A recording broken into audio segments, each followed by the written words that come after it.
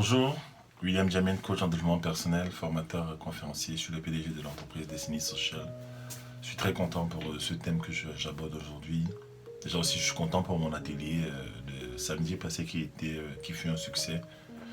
Nouvelle salle, nouveau décor, nouveau standing.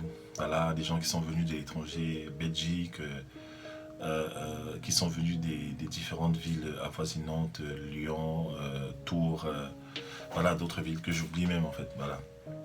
Et j'étais content parce que j'ai pu en fait une fois de plus déployer et prouver aux gens en fait que le talent c'est la base de beaucoup de choses en fait et on peut changer sa vie avec ça. Bon, c'est pas le sujet d'aujourd'hui. Je vais parler tout simplement je vais parler tout simplement de l'importance en fait d'allier études et passion. Ma question aujourd'hui c'est que est-ce que tu es en train d'étudier dans le domaine de tes passions? Je ne fais pas ce message en fait pour donner une leçon, pour accuser, voilà. Mais c'est une aide en fait que je voudrais t'apporter. Est-ce qu'aujourd'hui, les études que tu fais en fait correspondent à tes passions? Pourquoi est-ce que j'ai pensé à ce sujet? C'est qu'il y a un jeune qui est venu de Belgique et il est venu de Belgique justement. Son prénom c'est Jules et il m'a dit, Coach William, j'ai beaucoup de talent, mais je suis un peu triste parce que le domaine dans lequel j'étudie, qui est la comptabilité, ne correspond pas à ce que j'aime en fait. Je m'épanouis pas dedans, mais dans les autres trucs, la photo, la vidéo, la cuisine, je suis passionné, je peux passer des heures à faire ça en fait. Et voilà là, il y a du matériel. Et, et je peux passer du temps à faire ça en fait, mais par contre la comptabilité ne me plaît pas trop. Et ben, sa question était classique parce que c'est par ça que beaucoup de gens passent en fait. Il y a des gens qui font des études qu'ils n'aiment pas, il y a des gens qui euh, sont dans une dimension qu'ils n'aiment pas en fait. Et c'est à cause de la mentalité dont je parle souvent, colonialiste en fait, qui veut que tout le monde fasse la même filière ou alors tout le monde fasse des études pour réussir sa vie et on oublie l'essentiel qui sont les talents, le potentiel en fait. Normalement, Dieu a prévu les choses de telle façon que l'homme s'épanouit, l'homme devient productif, l'homme bâtit un empire autour de ses dons et de ses talents. Lorsque vous voyez des leaders bibliques, des leaders comme Jésus en fait, Jésus, il prêchait, Jésus, il enseignait, Jésus, il encourageait. Euh, il avait ces talents en fait qui ont fait de lui quelqu'un d'extraordinaire. Donc en fait, c'est un principe universel qui vaut la peine d'être pris en compte. Voilà. Et par rapport à sa situation, tout simplement, je lui ai dit, tu sais quoi, tu dois davantage te développer dans tes passions qui sont la photo, la cuisine. C'est bien que tu sois venu à l'atelier.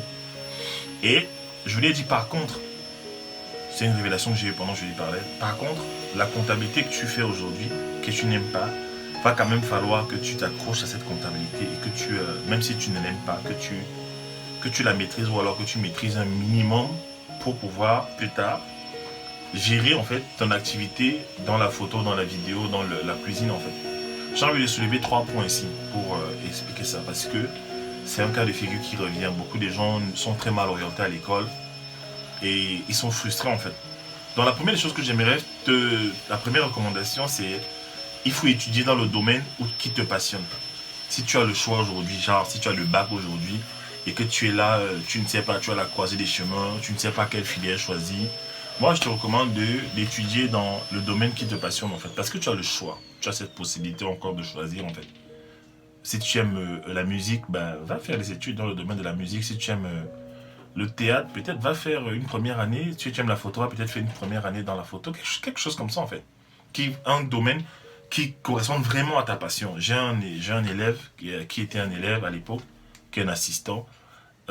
Lui était passionné du digital et la même question s'est posée. Il ne savait pas comment faire. Je lui ai dit, tu sais quoi, étudie dans le domaine qui te passionne. Maintenant, tu as le choix en fait. Tu as la grâce que quelqu'un peut payer tes études. Alors, oriente tes études dans le domaine qui te passionne. Aujourd'hui, il fait des choses extraordinaires en fait. Il est en fin d'année de master, je crois, en fin de cycle master. Il forme déjà les gens, il a une solution en fait pour son environnement parce que il aimait ça et je lui ai demandé de faire dans ça en fait. Donc, étudie dans le domaine qui te passionne. Si je vais recommencer des choses dans ma vie, ben, peut-être je ferais... j'allais m'asseoir en classe dans les domaines où j'étais passionné, mais je ne connaissais pas mes talents à l'époque. Mais ça, c'est pas grave. La deuxième recommandation, c'est que si tu n'as pas le choix aujourd'hui, si tu n'as pas le choix parce que bon, papa te paye les études, c'est souvent ça. Papa te paye les études, bon, tu dois obéir en fait ce que papa te dit. Parfois, la famille aussi, surtout d'où je viens, on t'a déjà tracé un chemin, tu dois fonctionner dans ce chemin-là. Tu n'as pas le choix, sinon c'est un sacrilège, sinon tu désobéis, sinon c'est un affront contre la famille. Qu'est-ce que tu fais? Tu finis de faire ce que les parents ont payé pour toi. En fait, si on t'a payé des études de médecine et que tu n'aimes pas trop ça, tu n'as pas le choix, tu dois obéir à la famille. Mais il faut obéir. Moi, je suis le premier à dire aux gens, obéissez aux principes divins, obéissez aux parents. Faites ça, en fait. Mais, pendant que tu fais tes études de médecine, en fait, à côté, forme-toi dans le domaine de tes passions. Tu as la capacité. Tu n'as plus besoin d'aller dans les grosses universités, t'asseoir pour faire un cursus long, en fait. Aujourd'hui, avec le digital, on a des formations en tout, en fait. Si tu fais médecine et que tu n'aimes pas la médecine, mais tu es obligé de faire ça pour... On va dire, tu es obligé de jouer ton rôle. En portugais, on dit jouer ton papel, hein, fazer ton papel. Donc, tu dois jouer ton rôle, en fait. Tu obéis aux parents, tu étudies, tu finis ta médecine, mais chaque jour, en fait, à côté, tu investis dans ta passion. La Bible dit que très tôt jette ton filet, hein, très tôt jette ton filet, c'est-à-dire que très tôt travaille dans un domaine où tu es, même si tu n'aimes pas, mais le soir ne laisse pas reposer ta main. Le soir, en fait, pendant que les gens dorment, pendant que tes camarades sont en train de dormir chez eux, toi maintenant tu es sur internet, tu te formes, tu lis des livres de cuisine dans le domaine qui te passionne. C'est comme ça maintenant que ta médecine tu vas grandir comme tu peux avec tes difficultés, mais tu vas quand même grandir dans ça, tu vas réussir, peut-être avec des difficultés. Mais d'un côté, en fait, ton talent de cuisine ou de photographe, le domaine qui te passionne, va grandir en fait. Et avec le temps, qu'est-ce qui va se passer? C'est quoi? C'est que maintenant, tu pourras t'affranchir de ce qui ne te plaît pas. Tu pourras dire à tes parents, ok, tiens, voici le diplôme. Voici le diplôme que vous vouliez. C'est votre diplôme, voilà. Mais moi, j'ai ça que j'aime en fait. Généralement, quand tu as ce diplôme, les parents, ils t'apprécient, ils sont contents. Maintenant, tu joues ton rôle, en fait. Tu vas faire ce qui te passionne. D'accord? Troisième chose, c'est que même si tes études actuelles ne te plaisent pas, elles pourront te servir dans le domaine de ta passion. Je reviens au cas de Jules, le premier cas. C'est qu'il n'aime pas la comptabilité, mais je me rends compte que pour créer une entreprise, pour gérer un business en photographie, en cuisine, qui sont ses passions premières, pour gérer un business, il te faudra de la comptabilité. Moi, j'ai une entreprise dessinée sociale. On a beau faire tout ce qui est créatif. J'ai beau être créatif, faire des ateliers, faire des trucs, des photos, faire des vidéos, faire des coachings, des conférences à l'étranger, tout ça. Mais à un moment donné, je dois m'asseoir avec ma femme, en fait, et regarder la comptabilité. On a même une comptable qui nous aide dans cette démarche. Donc, il faut un minimum de comptabilité. Moi, j'ai la chance que ma femme, elle est calée, elle aime ça, elle est passionnée de compta. C'est un domaine où elle a des aptitudes, en fait. Vous voyez ça? Vous comprenez ça? Donc, en fait, peut-être aujourd'hui tu es dans une filière qui ne te plaît pas et ne change pas brutalement en fait. Ce n'est pas parce que tu as entendu mes vidéos, je dis fais ce que tu aimes, fais ce que tu aimes. Ne change pas brutalement. Essaye d'observer, essaye d'avoir un regard de leader, un regard visionnaire. Essaye de te demander, ok, est-ce que dans cette filière que je n'aime pas, est-ce qu'il n'y a pas quelque chose que je peux tirer de là pour pouvoir maintenant implémenter, pour pouvoir maintenant booster, pour pouvoir accélérer en fait le domaine où je suis passionné. Est-ce que je ne peux pas me servir de ça comme un levier en fait? Et je me rends compte que c'est possible, c'est vrai. J'ai fait des études de marketing et de management et ce que j'ai fait en fait à l'école, à la fin je me suis rendu compte que je n'en avais pas trop besoin. Mais avec le temps, quand j'ai créé mon entreprise Destinée Sociale, je me suis rendu compte qu'il y a des notions de marketing qui reviennent, des notions AIDA, voilà, attirer l'attention, susciter l'intérêt, activer le désir et pousser à l'action, pousser à l'achat. Voilà, des méthodes qui sont actuelles jusqu'à aujourd'hui en fait. Même si le marketing a changé de visage, même s'il est devenu inbound ou digital en fait, voilà, je me rends compte que il y a des choses que je ne mets pas trop mais qui me servent aujourd'hui en fait. Vous voyez ça? Par exemple comme en commercial, dans le domaine commercial, la découverte des besoins d'un client. Aujourd'hui, je le fais en fait. J'ai un système en tant que coach en fait pour aider les gens, pour comprendre lorsqu'un individu vient vers moi sur mon site pour un rendez-vous de découverte de 20 minutes. J'ai un système en fait, j'ai une stratégie en fait pour découvrir ses besoins, quels sont vraiment ses besoins. Quelles sont ses craintes? Quel est son budget? Qu'est-ce qu'il peut faire? Jusqu'où est-ce qu'il peut aller? Est-ce que ce n'est pas juste quelqu'un qui vient se balader? Ou alors est-ce que ce n'est pas juste quelqu'un qui veut me faire travailler gratuitement sans me payer? Est-ce que, en fait, j'ai appris tout ça. On m'avait déjà parlé de ça à l'école, mais aujourd'hui j'applique ça dans ma propre vie. D'accord? Ça veut dire qu'il y a un temps dans la vie où peut-être ce que tu fais ne te plaît pas, mais ça peut t'aider dans ce qui te plaît. D'accord? Donc voilà ce que je voulais dire aujourd'hui.